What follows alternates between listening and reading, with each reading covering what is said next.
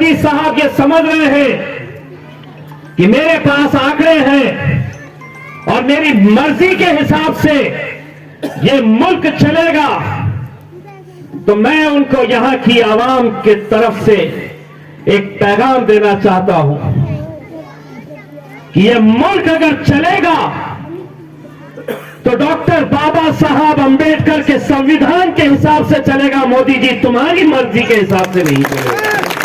क्या बेचते थे लोगों ने, उन्हें कहां भिजा दिया, क्या बन गए। अब अगर ज्यादा खेलोगे हमारे साथ, गुजरात में 2024 में हमने नौजवानों से कहा एक धक्का लगाओ तो सही। अल्हम्दुलिल्लाह ऐसा धक्का लगाए कि 25 सालों की शिवसेना को वहां से उखाड़ कर फेंके और मजलिस के झंडे को हमने वहां पर लगाया।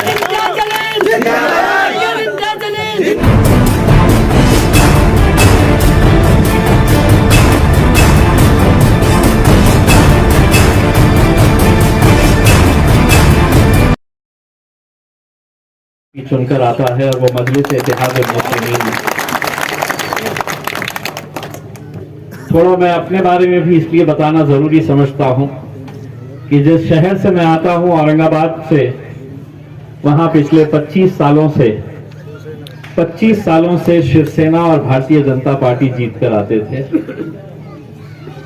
जब हम मैदान में उतरे और असदुद्दीन अवैसी साहब ने यह हुक्म दिया कि औरंगाबाद से अब इम्तियाज जलील इलेक्शन लड़ेंगे, तो कोई गैरों की बात नहीं कर रहा हूं, अपनों ने ही ये इल्जाम लगाना शुरू कर दिया कि अब ये आए हैं तो वोट बंटने वाला है, शिवसेना दोबारा जीतने वाली है।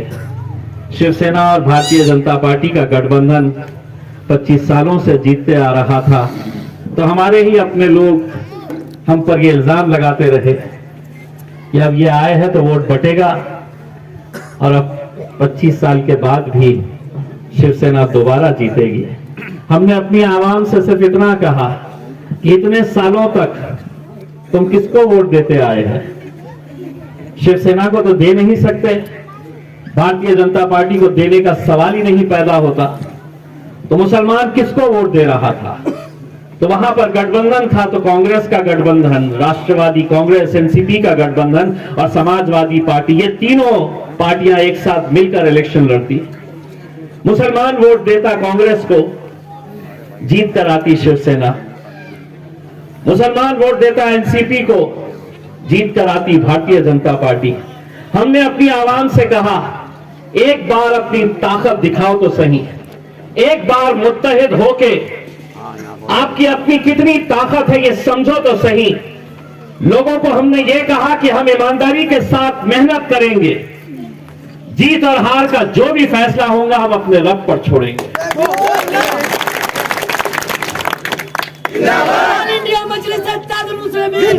अगर हम ये औरंगाबाद महाराष्ट्र में कर सकते हैं तो हम उत्तर प्रदेश में क्यों नहीं कर सकते? लेकिन हां, जिस राज्य के अंदर सबसे ज्यादा हमारी आबादी है, सबसे कम नुमाइंदगी आप ही लोगों की है। बहुत आसान है ये कहना कि हमारे इस राज्य के अंदर हमारी आबादी इतनी है, क्यों नहीं है? किसी दूसरे की तरफ उंगली दिखाने से पहले कुछ सवाल अपने से भी करना बहुत जरूरी है। इलेक्शन जब भी आता है तो हमें बांट दिया जाता है, इलेक्शन जब भी आता है तो हमें खरीदने की कोशिश की जाती है,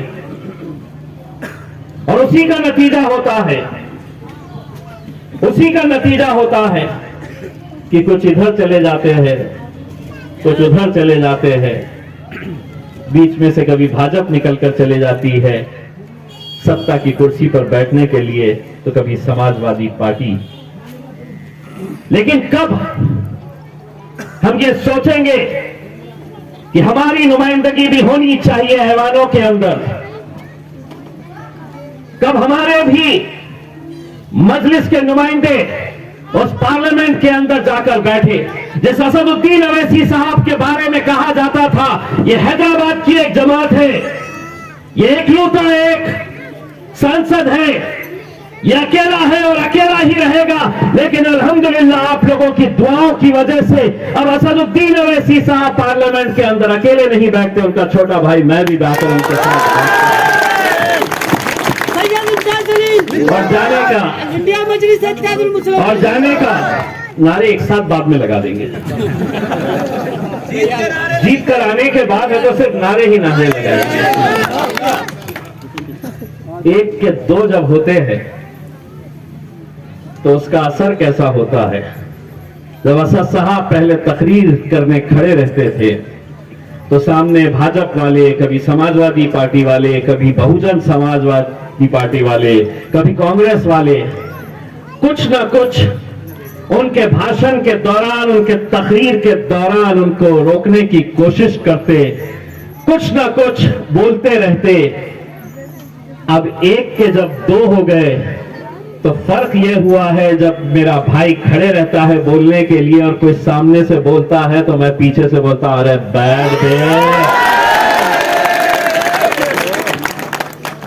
बैठ। अब हम अकेले नहीं है। जब पूछते हैं दो तो है, दो ही तो है, और हमारे पास 300 है, 300 के ऊपर है, बहुत अकड़ के बोलते हैं। तो मैं उनको पूछता हूं जंगल गए कभी?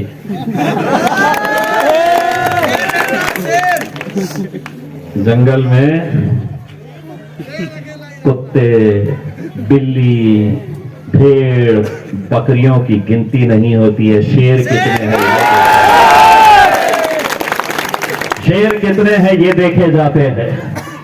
और अल्हम्दुलिल्लाह इतने सालों से आपने अपने कायद बैरिस्टर असदुद्दीन अवैसी साहब को उस ऐवान के अंदर लड़ते हुए मोदी साहब, अमित शाह की आंखों में आंखें डालकर सवाल करते हुए आपने देखा है। मैं जब पहली मर्तबा अल्हम्दुलिल्लाह उस ऐवान के अंदर गया और जब देखा कि मेरे गायब के साथ कोई नहीं है, कोई नहीं है, कोई राजनीतिक पार्टी वाला उनके साथ खड़ा नहीं है, तो मेरे भी मन में एक सवाल आया।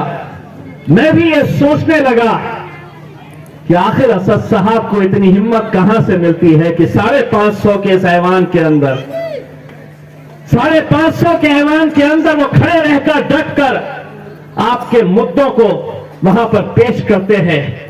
मेरे दिमाग में ये सवाल आया, उसका जवाब ये था कि असदुद्दीन अवैसी साहब को वहां अगर ताकत किसी से मिलती है तो वो ताकत यहां से मिलती है मेरे भाई, आप लोगों से मिलती है। मैं अभी यहां आ रहा था तो मुझे एक मीडिया वाले ने सवाल किया, आपके उम्मीदवार हाजी आरिफ साहब हैं, आप उनके बारे में क्या कहना चाहेंगे? मैंने कहा गलत, ये गलत है। हमारे उम्मीदवार हाजी आरिफ साहब नहीं है, हमारे उम्मीदवार का नाम बैरिस्टर असदुद्दीन अवैसी है। भाइयों बुजुर्गों, आप इन्हें जिताएंगे, ताकत मेरे कायद को मिलेगी। और हम भी फख्र के साथ जब नतीजे आएंगे तो मैं भी महाराष्ट्र के अंदर ये कहूंगा कि मैं भी उस इलाके में गया था और लोगों से इत्तेहाद की भीख मांग कर आया था। मैं आपसे वोट मांगने नहीं, मैं इत्तेहाद की भीख मांगने के लिए आपके बीच आया हूं। क्योंकि अगर अब भी नहीं, अगर हम समझेंगे तो शायद बहुत देर हो चुकी होगी। क्या ये हकीकत नहीं है? क्या आप देख नहीं रहे हैं कि ये मुल्क किस ओर जा रहा है? ये मुल्क, अगर मोदी साहब ये समझ रहे हैं कि मेरे पास आंकड़े हैं और मेरी मर्जी के हिसाब से ये मुल्क चलेगा, तो मैं उनको यहां की आवाम की तरफ से एक पैगाम देना चाहता हूं कि ये मुल्क अगर चलेगा तो डॉक्टर बाबा साहब अंबेडकर के संविधान के हिसाब से चलेगा। मोदी जी तुम्हारी मर्जी के हिसाब से नहीं चलेगा। क्या बेचते थे लोगों ने, उन्हें कहां भिजा दिया, क्या बन गए। अब अगर ज्यादा खेलोगे हमारे साथ, गुजरात में 2024 में कितने आए हैं, 5 साल के लिए आए हैं, कहां थे, कहां से कहां आ गए। आवाम चाहिए तो फिर वहां जा सकते हैं। क्या करते थे वो पहले, क्या बेचते थे, कहां है मीडिया वाले? मैंने तो नाम भी नहीं लिया। मैं सिर्फ सवाल करूंगा, जवाब ये देंगे, ना केस मेरे पे बनता ना केस उन पे बनता। अब जाओ भारतीय जनता पार्टी वालों को बोलना, वो सांसद आया था, आधी बात उसने किया, आधी इन्होंने किया, और अगर बोला वो कि केस बनता क्या, तो बोलना बाबा जी का ठुल्लू बनता। हम भी बहुत होशियार हो चुके हैं। ये समझते थे हमें कि हमारे साथ खेल लेंगे, अब हमको समझ में आ गया। मेरे भाइयों, आज कुछ दिन पहले इसी इलाके से जो बैरिस्टर असदुद्दीन अवैसी साहब गुजर रहे थे, उनके साथ क्या हुआ है वो हम सब ने देखा है। जिन लोगों ने ये किया है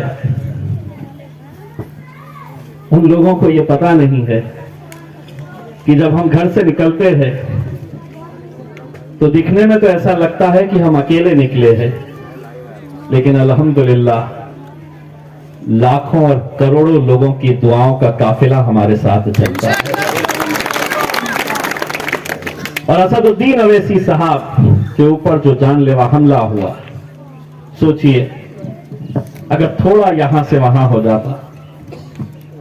मैं असद भाई को एक बात कहा, असद भाई जब ये कह रहे थे कि नहीं मैं पुलिस सिक्योरिटी नहीं लूंगा, अकबर अवैसी साहब आए हैदराबाद से, मैं बैठा, हमने कई घंटों तक उन्हें मनाने की कोशिश की कि नहीं असद साहब, आपको इसलिए लेना है कि इस मुल्क के अंदर मुसलमानों की, दलितों की, पिछड़ों की आवाज उठाने वाला असदुद्दीन अवैसी अगर नहीं तो फिर और कोई नहीं। और अगर ऐसे हालात के अंदर वो शख्स जिसे मालूम है कि उसकी जान के पीछे लोग पड़े हैं, तो आज अल्हम्दुलिल्लाह उसका अपने ईमान के ऊपर, अपने रब के ऊपर कितना यकीन है, कितना यकीन है कि वो ये कहते हैं कि असदुद्दीन अवैसी साहब की कोई जान की कीमत नहीं है। अगर महफूज रखना है, किसी को सुरक्षा देनी है, तो मेरे ये भाइयों को दो। अगर ये महफूज रहेंगे तो मैं महफूज रहूंगा। ये सोच आज के दौर में शायद ही आपको कहीं सुनने को मिलेगी। जब असदुद्दीन अवैसी साहब ने यह फैसला पार्लियामेंट के अंदर सुनाया, तो एक भारतीय जनता पार्टी का एमपी मुझे सेंट्रल हॉल के अंदर मिला और उसने ये कहा कि इम्तियाज जी, आज तो तेरे सदर ने हमारा भी दिल जीत लिया है। लोग सुरक्षा हासिल करने के लिए 2 कांस्टेबल्स, 2 सिक्योरिटी गार्ड्स हासिल करने के लिए कैसे कैसे हथकंडे अपनाते हैं।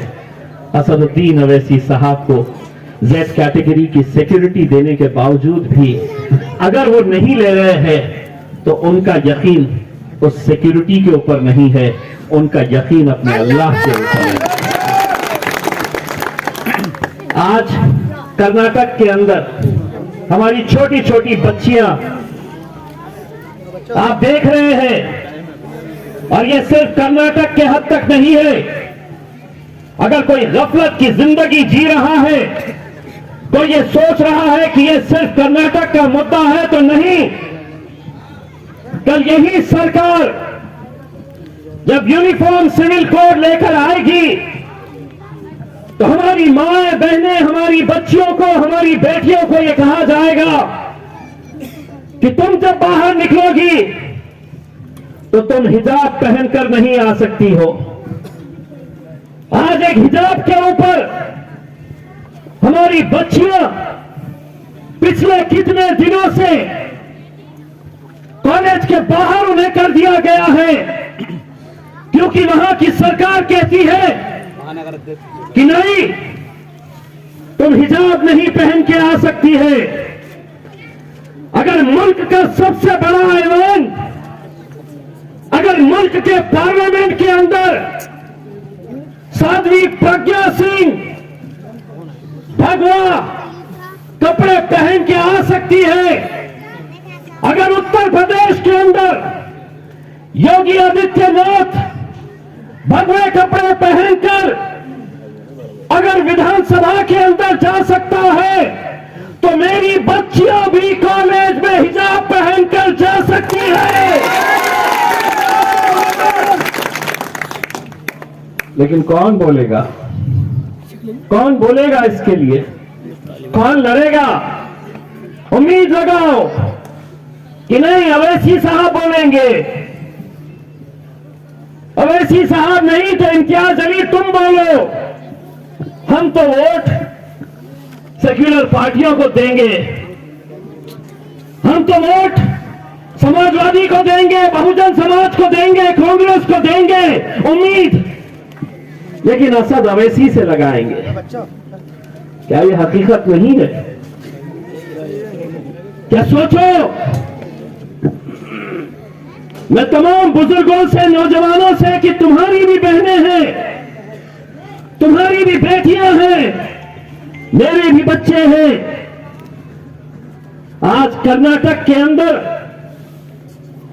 वो ये मत समझिएगा कि ये जो हुक्म लाया जा रहा है कि नहीं तुम हमारे कॉलेज के अंदर आ नहीं सकती है, वो सिर्फ देखना चाह रहे हैं कि अगर कर्नाटक के अंदर हुआ तो उत्तर प्रदेश का मुसलमान इसके ताल्लुक से कितना जागरूक है। अगर उनके लिए तुमने आवाज नहीं उठाई तो कल शायद हमारी बच्चियों के साथ जब ये होगा तो हमारे लिए आवाज उठाने वाला कोई नहीं रहेगा।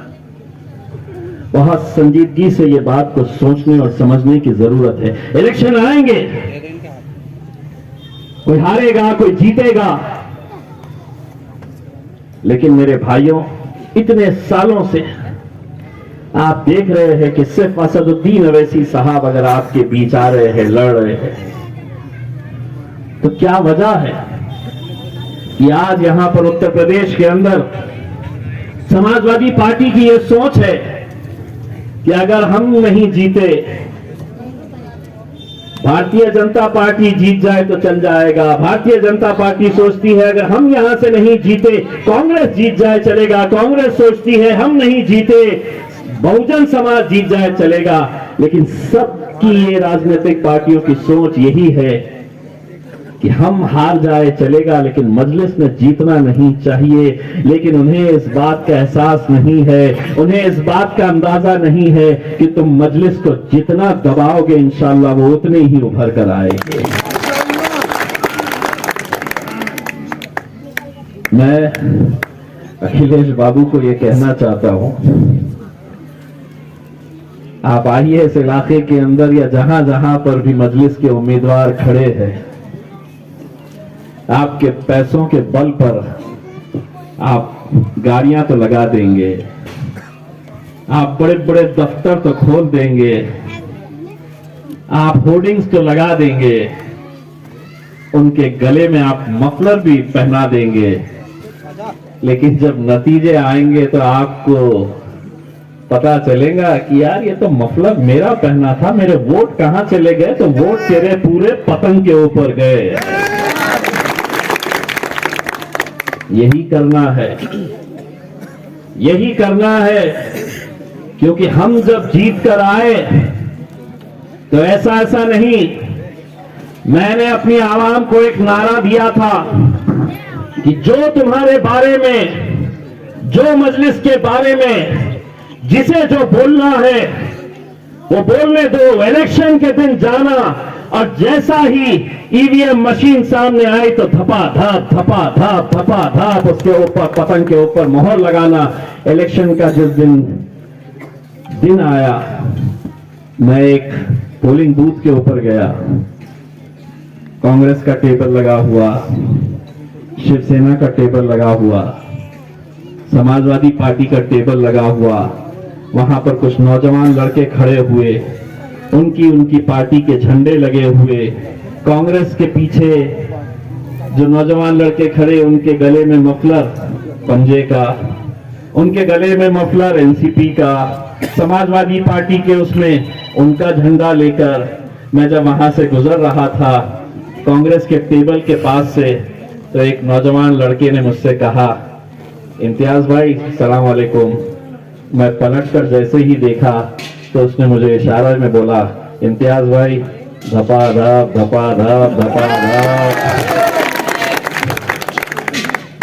इलेक्शन के बाद पार्टी को भी समझ में आया कि अब इन्हें इतनी आसानी से घुमाया नहीं जा सकता है, अब इन्हें सिर्फ सपने दिखाए नहीं जा सकते हैं, इन्हें भी अपना हक अधिकार समझ में आ चुका है। इसीलिए जब हमने इस भागीदारी मोर्चा के साथ गठबंधन किया तो असदुद्दीन अवैसी साहब ने कोई गलत बात नहीं की।